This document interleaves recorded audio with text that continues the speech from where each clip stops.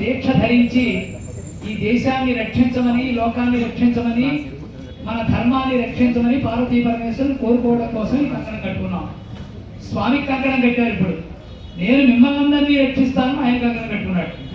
కాబట్టి పరస్పరం శివభక్తులుగా మనము ఆయన మనందరికీ తండ్రి కింద, ఆయన ఉభయలము కూడా సంకల్పం చేసి కంకణ ధారణ చేశాం. ఎంత భాగ్యం అండి! మేము కామాఖ్య క్షేత్రానికి వెళ్ళి శివపార్వతీ కళ్యాణం చేసుకున్నాం. మేమంతా కంకణం కట్టుకుని సంకల్పం చేశాం ఈరోజు ఉదయం అని చెప్పి మనం చెప్పుకోవడానికి మన జీవితంలో ఒక గుర్తుగా ఉండిపోతుంది. ఇప్పుడు మీరందరూ ఏమయ్యారంటే ఆడపెళ్లి వారు, మగపెళ్లి వారు అయ్యారు. ఆడపెళ్లి వారు ఎవరు, మగపెళ్లి వారు ఎవరో క్లారిటీ కావాలి కదా. కానీ అటు పక్కన కూర్చున్న వాళ్ళంతా ఆడపెళ్లి వారండి, ఇటు పక్కన కూర్చున్న వాళ్ళంతా మగపెళ్లి వారండి అనుకుంటారా? కాదండి. 2000 రూపాయల టికెట్ తీసుకుని సాయంత్రం దాకా ఉపవాసం ఉండి నిలబడి మనకి తీసుకెళ్లిన వాళ్ళని కూడా 4 చివాట్లు పెట్టి ఇబ్బంది పడుతూ వచ్చిన వాళ్ళనేమో ఆడపెళ్లి వారు కష్టపడ్డాం కాబట్టి అదే 2000 రూపాయలు ఇచ్చేసి 5 నిమిషాల్లో దర్శనం చేసి వచ్చిన మగపెళ్లి వారని అంటావా? అది కాదు. మరి ఎవరండి మగపెళ్లి వారు, ఆడపెళ్లి వారు అంటే దానికి 2 రకాలుగా చెబుతున్నారు శాస్త్రంలో. అయ్యా, కళ్యాణానికి వచ్చిన వాళ్ళంతా ఆడపెళ్లి వారేనండి. మొత్తం అంతా మన జగన్మాత మన అమ్మాయి అనుకున్నాం కదండి. మరి పార్వతీదేవి బాలాత్రిపుర సుందరి అయి చిన్న బాలాకుమార్తె అయి మన మధ్యలోకి వచ్చి కూర్చుందండి. దంపతుల మధ్యలోకి వచ్చి మన దంపతుల మధ్యలో అంటే అమ్మవారు జగన్మాత అధిపరాశక్తి, సమస్త దేవతలకు తల్లి, లోకాల్ని కన్న తల్లి, అనేక కోటి బ్రహ్మాండ జనని అయినటువంటి జగన్మాత ఇవాళ కూతురు అవడం ఏమిటండి మన అదృష్టం కాకపోతే? అసలు అమ్మవారిని కూతురుగా భావిస్తే మన శరీరం పులకరించిపోదండి. అసలు ఏమి జన్మాంతర సుకృతం ఇవాళ మనం అందరం అమ్మవారి యొక్క కళ్యాణం చేసుకుంటున్నాం, చూస్తున్నాం. ఈ భాగ్యం మనకి ఎంత బాగా కలిగించింది అమ్మవారి జగన్మాత కామాఖ్యాదేవి. ఎందుకంటే కళ్యాణంలో మాత్రమే అమ్మవారి కుమార్తె అవుతుంది. ఏ పూజ చేయండి, ఏ కార్యక్రమం చేయండి, అమ్మవారు ఎప్పుడు తల్లే. కూతురు ఎప్పుడు అవుతుంది? అసలు కూతురుగా కేవలం కళ్యాణంలోనే వస్తుంది. అందువలన అలాంటి అద్భుతమైనటువంటి శివ కళ్యాణం. పైగా ఇంకోటి తెలుసా మీకు? ఎన్ని కళ్యాణాలైనా చేయొచ్చు కానీ శివ కళ్యాణం అదృష్టం, యోగం ఉంటే కానీ చేయడానికి ఉండదు. ఎందుకో తెలుసా అండి? శివుడికి కళ్యాణం అంతే పెద్ద ఆసక్తి ఉండదు. ఎంతసేపటికి తపస్సులో ఉండి ఆయనలో ఆయన రమిస్తూ ఎప్పుడు నిరంతరం ధ్యానముద్రలో, యోగముద్రలో ఉంటాడు పరమేశ్వరుడు. అమ్మవారేమో ఆవిడ కళ్యాణం అంటే ఇష్టం. ఎందుకని? వారి పుట్టింట్లో అందరికీ కళ్యాణం అంటే బాగా ఇష్టం. పుట్టింటి వారు ఎవరు? విష్ణుమూర్తి. ఆయన నిత్య కళ్యాణం, పచ్చదోరణం. ఎవడు పిలుస్తాడు రా అని రెడీగా ఉంటాడు, సిద్ధంగా ఉంటాడు. ఆయన సర్వాభరణ సర్వాలంకార శోభితుడి అయి ఎవరు పిలుస్తారా అని సిద్ధంగా ఉంటాడు. ఆయనకేమో ఆ అలవాటు. ఆయన చెల్లెలైన పార్వతీదేవికి అదే కదండి. అందులో సహజంగా ఆడవాళ్ళంతా ఆభరణాలు వేసుకుని, కొత్త చీరలు కట్టుకుని, ప్యాటర్న్ మార్చిన చీరలన్నీ కొనుక్కుంటూ చక్కగా ఎప్పుడు కొత్త మోడల్స్, పాత వద్దు తీసేయంటూ ఉంటారు. ఎక్కడ చూపిస్తాడు? షాపులో ఉన్నవే. కానీ అలా ఎంత ఆభరణాలు వేసుకుంటే ఎంత ఆనందిస్తారండి ఆడవాళ్ళు. అలాంటిది సర్వాభరణ సర్వాలంకార శోభితులైనటువంటి పార్వతీదేవి చూడండి ఈశ్వరుడితో అంటుందిట, మా అన్నయ్య చూడండి ఎన్ని కళ్యాణాలు చేసుకుంటున్నాడో. విష్ణుమూర్తి నిత్య కళ్యాణం, పచ్చదోరం. మీరేమో ఎప్పుడు ధ్యానము, యోగము ఇదేనా?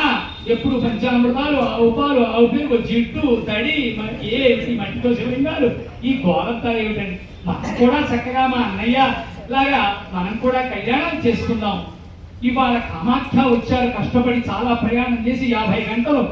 ఎక్కడ ఉందండి? ఈశాన్యమో ఎక్కడో, ఈశాన్య రాష్ట్రాల్లో ఎక్కడో అటవిక ప్రాంతంలో అమ్మవారు వెలిసింది. అక్కడ చాలా శక్తివంతమైంది అమ్మవారు, దశ మహావిద్యలతో కూడుకున్న అమ్మవారు.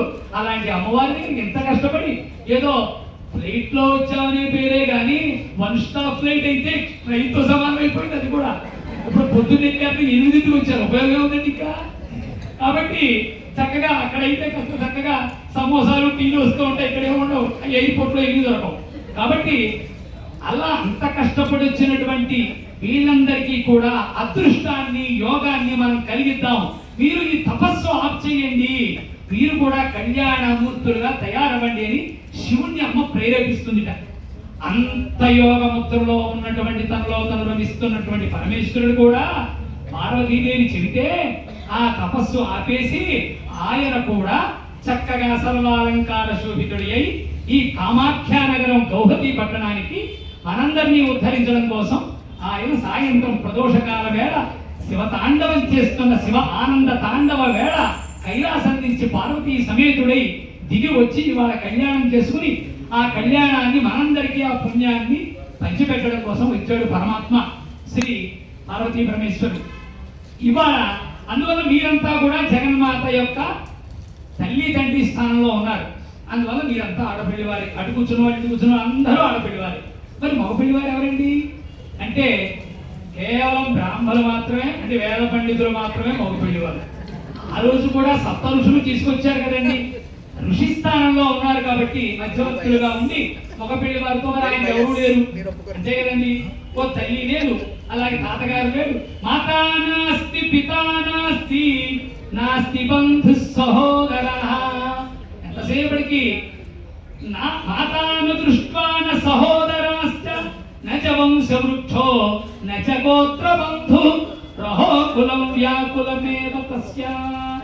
ఇదంతా చక్కగా మనం 6ంటికే ప్రారంభించుకుని 8 దాకా ఇది శివపార్వతి కళ్యాణ ఘట్టం ఉంది. చూసారా ఎంత రమ్యంగా ఉంటుందండి. అసలు ఎన్ని గొడవలు అయిపోయాయిగా శివపార్వతుల కళ్యాణంలో, ఎంతో తెలియదు. కానీ ఒక గొడవ, 2 గొడవల, ఎన్నో ప్రశ్నలు. అమ్మవారిని సాక్షాత్తు జగన్మాతని పరమేశ్వరుడికి ఇచ్చి వివాహం చేయడానికి పార్వతీదేవి తల్లి ఒప్పుకోలేదండి.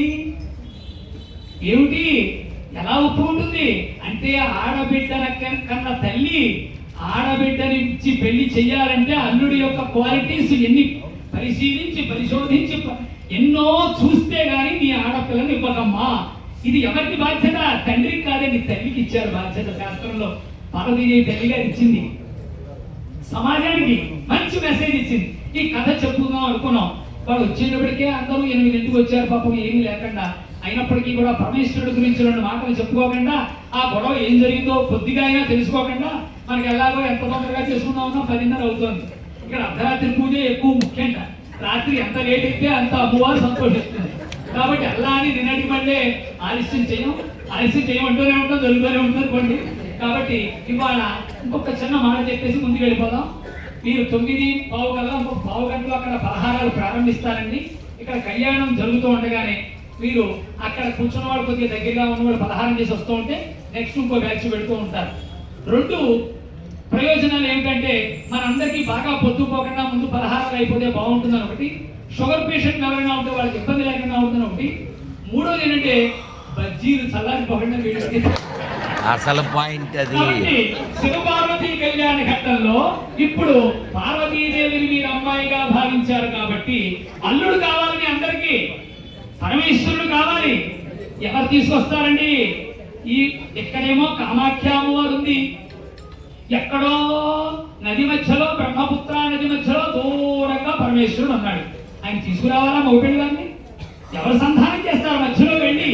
మీ కామాఖ్య అమ్మవారికి ఈశ్వరుని తీసుకొచ్చి కళ్యాణం చేయడానికే. అంటే ఈ వేద పండితుల స్వరూపంగా ఉన్న పండితోత్తులంతా వెళ్ళి స్వామిని తీసుకొస్తారు ఇక్కడికి అని చెప్పి వీరందరికీ కూడా మా డాక్టర్ నారాయణరావు గారు దంపతులు, అలాగే కాజా దంపతులు ఇద్దరు, డాక్టర్ నారాయణరావు గారు, శ్రీమతి డాక్టర్ ఉషారాణి గారు దంపతులు ఇద్దరు కూడా డాక్టర్లు, తణుకు పట్టణంలో ఉంటారు.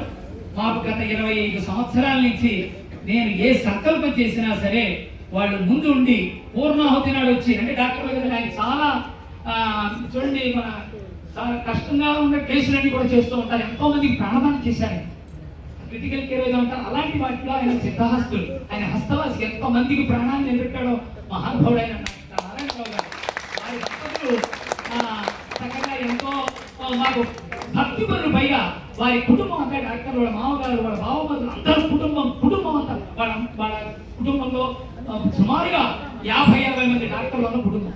అయినప్పటికీ భక్తి మార్గంలో ఉండి ఆయన ఒకటే నిర్ణయించుకున్నారు, 60 సంవత్సరాలు వచ్చేస్తాయి ఇంకొక 6 నెలల్లో. 60 సంవత్సరాలతో తణుకులో చాలా పెద్ద పేరు, పెద్ద హాస్పిటల్స్ ఉన్నప్పటికీ, ఎందుకంటే వ్యక్తిగతంగా వారి గురించి చెప్పకూడదు, కానీ వారు చేస్తున్న సేవ చూసి నేను ఒక్క మాట చెప్పాలని అనిపించి చెబుతున్నాను. వారు అవన్నీ మానేసి మొత్తం ఇక్కడి నుంచి కాశీ వెళ్ళిపోయి 60వ సంవత్సరం షష్ఠి పూర్తి వస్తోంది రేపు వచ్చే నెలలో. అక్కడికి వెళ్ళి కాశీ వెళ్ళి గంగా తీరంలో జపం చేసుకుంటూ ఆయన తరిస్తూ సాయంత్రం కూడా 2 గంటల పాటు ఉచితంగా అందరికీ వైద్యం చేద్దామని నిర్ణయించుకున్నారు. నేను శివ కళ్యాణాన్ని కూర్చోబెట్టడంలో ఒక అర్థం పరమార్థం ఉంది కదండి. అంత భక్తి మరి ఎవరంటే 60 సంవత్సరాలు వచ్చిందో కాశీ వెళ్ళిపోతాను. ఎంత డిమాండ్ అండి, ఇద్దరు భార్యాభర్తలు, ఇద్దరు డాక్టర్లు, వాళ్ళిద్దరికి ఎంత డిమాండ్ ఉందో అన్నీ మానేసి అలాంటి వాళ్ళు ఎవరు ఉంటూ ఉంటారు, అలాంటి వారిని కూర్చోబెట్టాను. అలాగే మా కాజా రామనాథ్ గారు లండన్లో ఉంటారు. వారు కూడా ఏ కార్యక్రమం అయినా ఈ మధ్యన 4 ఏళ్ల నుంచి పరిచయం. వారు కూడా ఇక్కడికి వచ్చి దంపతులుగా వారిని కూర్చోబెట్టాను. ఏ ధర్మ కార్యం అయినా వాళ్ళు పూజ చేస్తూ ఉంటారు. ఆ దంపతులు అటువైపు ఉన్నారు. వారు కూడా చాలా ఆధ్యాత్మిక భక్తితో ఏమి నిష్కామంగా ఏ కోరికలు ఉండవు వాళ్ళకి అలా చేస్తూ ఉంటారు. అలాగే మా రాములు గారు దంపతులు ఇక్కడ ఉన్నారు. సిద్ధరాములు గారని, వీరు తెలంగాణ హైదరాబాద్ ప్రాంతంలో ఉంటారు. నేను వేద పాఠశాల పెట్టాను 2016లో. అప్పటి నుంచి ఇప్పటిదాకా వేద పాఠశాల దానికి అయ్యే ఖర్చంతా వేద పండితులు పెట్టండి నేను చూస్తాను అంటూ ఆ వేద పండితులు సుమారుగా 40 మంది పండితుల్ని తయారు చేయడానికి దానికి కావలసినటువంటి వనరులని సమకూర్చినటువంటి మాకు గుండె లాంటి మనిషి మా రాములు గారు. వారు ఎన్నో దేవాలయాలు నిర్మాణం చేశారు. వారిని కూడా ఈ కార్యక్రమంలో పూర్తి మా అందరి తరఫున చేయండి అని వారిని కూడా రమ్మడం జరిగింది. ఒక అధ్యాపకుడు జీతం వారు ఇస్తూ ఉంటారండి. అందువల్ల వారిని కూడా కూర్చోబెట్టాను. ఇప్పుడు మీరందరూ కూడా ఆడపిల్లలు మా ఎల్వీఆర్ శాస్త్రి గారు ఉన్నారు. ఆయన కూడా మా వేద పాఠశాలకు సంబంధించినటువంటి వ్యక్తులు.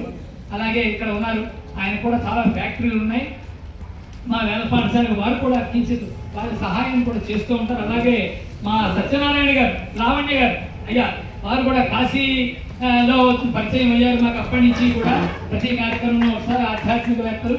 ఎందుకు చెబుతున్నారంటే గత చాలా సంవత్సరాలుగా నేను ఏ కార్యక్రమం చేసినా నాకు కూడా ఉంటూ వీళ్ళ భార్య పత్ని సమేతంగా, పుత్ర సమేతంగా, పుత్రికా సమేతంగా కుటుంబాలతో మీ డబ్బులు ఇచ్చే వీళ్ళందరినీ 3 ట్రైన్లు మారి వచ్చారని యథార్థం చెబుతున్నా. దొరకలేదు డైరెక్ట్ టికెట్లు. హైదరాబాద్ నుంచి విశాఖపట్నం, విశాఖపట్నం నుంచి భువనేశ్వర్, భువనేశ్వర్ నుంచి కలకత్తా, కలకత్తా నుంచి కామాఖ్య 4 రోజులు ప్రయాణం చేసి వచ్చారు మా వాళ్ళు చిరంజీవి. ఎంత కష్టమండి, భోజనం దొరకదు, నిద్ర దొరకదు. ఇంత కష్టం కన్నా ఎవరైనా గుళ్ళో వేడి పొద్దు నుంచి సాయంత్రం దాకా పడిన కష్టం కన్నా అదెంత కష్టం అండి. అలా కష్టపడి వచ్చారు. అందువల్ల ఒకళ్ళే కష్టం అనుకోకండి. ఏదో కష్టపెట్టి అమ్మవారు మన పాపాన్ని ఇక్కడ బాధపెట్టి తీసేసింది జీవితంలో లేకుండా అని భావించండి. దాంట్లో ఏదో మాకేదో చెప్పేస్తున్నారు, మీకు మా బాధపడుతున్నాం అని మీరు కవర్ చేసుకుంటున్నారు అనుకోకండి. నేను సత్యం చెబుతున్నాను. మనం దేవుడి దగ్గర కష్టపడితే అది మన నిజ జీవితంలో కష్టాన్ని తీసేస్తామని పెద్ద చెప్పిన మాట అది. నమ పార్వతీపతయే. మాకు అక్షతలు వేసి మమ్మల్ని శివుడిని తీసుకురమ్మన్నారు. మేము వెళ్ళాం, ఈశ్వరుని తీసుకొస్తున్నాం. ఈశ్వరుడు వస్తున్నాడు, ఆయన ధ్యానం చేయండి.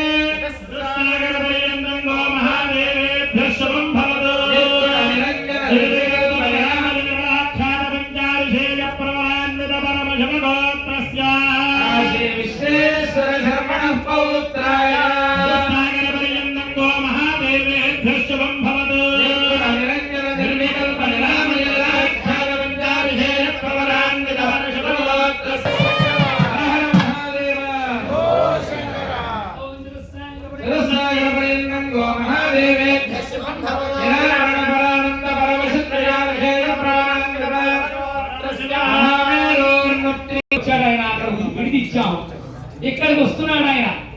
మే ఫ్లవర్ గేట్ దగ్గర ఉన్నాడు. ఈశ్వరుడు వచ్చేసాడు, తీసుకొచ్చారు. పార్వతీదేవి తల్లిగారైనటువంటి మేనకాదేవి. పార్వతీదేవి తల్లిగారు ఎవరండి? మేనకాదేవి. ఆవిడ మంగళ అత్తగారి వారండి హారతి. ఇక్కడ అత్తగారు అల్లుడికి హారతి ఇచ్చి, మనగల్లో కూడా ఆచారం ఉంది కదండి. మనకెక్కడి నుంచి వచ్చిందండి ఈ ఆచారం? అక్కడి నుంచే వచ్చింది ఇక్కడికి. కాబట్టి పరమేశ్వరుడికి హారతి ఇవ్వాలి. అమ్మా ఎవరు పిలిచారు? పార్వతీదేవి తల్లి గారిని. అరుంధతీదేవి వెళ్ళింది పార్వతీదేవి తల్లి గారిని పిలవడానికి. పరమేశ్వరుడు వచ్చేసాడు. అత్తగారు హారతి ఇవ్వాలి. నువ్వే కదమ్మా అత్తగారు, నువ్వే వచ్చి ఇవ్వాలి.